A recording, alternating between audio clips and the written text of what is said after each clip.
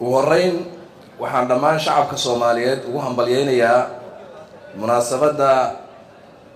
26 Juun ee ku beegan 62 guuradii ka soo wareegtay markii gobolada waqooyi xorriyadda ka qaateen gumaysigii Ingiriiska isla markaana ah markii ugu horeysay calan laga taagay dhul Soomaaliyeed oo xor halgankii dheeraa ee loo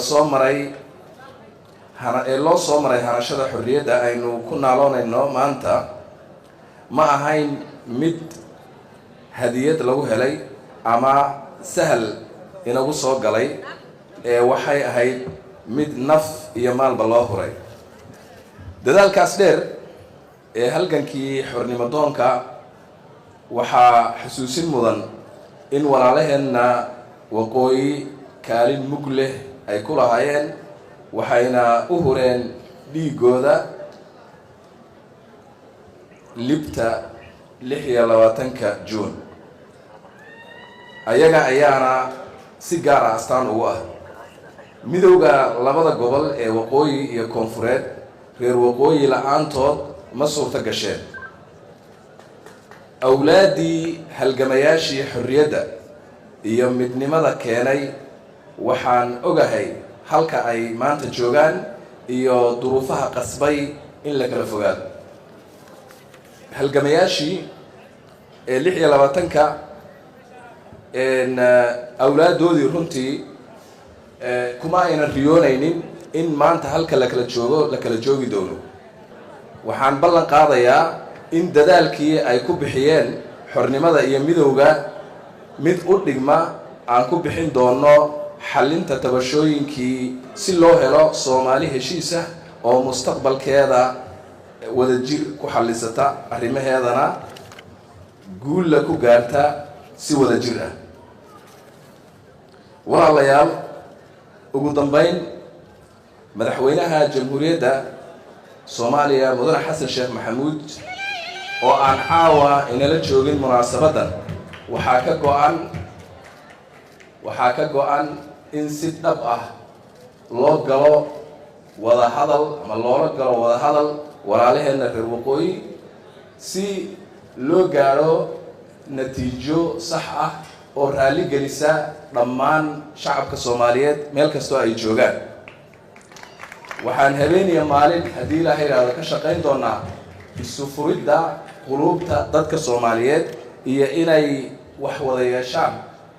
inta aan la gaarin siyaasadda oo dhici karta inay muddo qaadan karto waxaa ka horeeya in dadka walaalaha ee Soomaaliyeed ay wax wada yeeshaan waxaan ula jeedaa inay wax wada yeeshaan maadaama ay wax weyn ka dhaxeeyaan labadii gobol maadaama dadka Soomaaliyeed ay walaalo yihiin oo ay isku xiran yihiin dhinac walba waxaa laga maarmaan ah in la ilaaliyo Soomaalinimada iyo walaaltinimada wax kasta oo keenaya in booga jiray la damqo waxaan ballan qaadaynaa inaan ilaalin doono waxaa kaloo ballan qaadayaa in xukuumadda aan anigu hormuudka u noqon doono in ay keeni doonto tabo iyo siyaasado isu soo dhaweynaya labada gobol iyo labada shacab ee walaalaha ah oo halka shacab dabcan isku ah waxaan rajaynayaa in ay dadka walaalaheena ee reer waqooyi ay niyad samaan naga fishaan waxaan ugu baaqayaa in ay ogaadaan in aan jecelnahay waxaan ugu baaqayaa in ay ogaadaan in aan ka shaqayn doono dantooda oo ayna marnaba dhacaynin wax haba yaraatee shacabkaas iyo maamulkoodaba lidku ayna ka shaqayno aad iyo aad ayaad u mahadsantihiin waxaan ku soo gabagabeynayaa 62 sano kadib waxaan filayaa in uusan inagu jirin qof raalli ku ah meesha aan maanta taaganahay inaan taagnaan ma inagu jiraa cid raalli ku ah 62 sano kadib inaan oo xorriyad haysanay inaan dhahno waan baahannahay waan gaajaysannahay waan dhibanaynaa sax ma aha isbedel baan rabnaa isbedelkuna wuxuu ka imaanayaa qofka naftiisa marka hal la isbedelo diyaarna ha loo noqdo inaan iswada bedelo kulligeen aadna waad u mahadsantihiin. Asalaamu calaykum waraxmatullaahi wabarakaatu.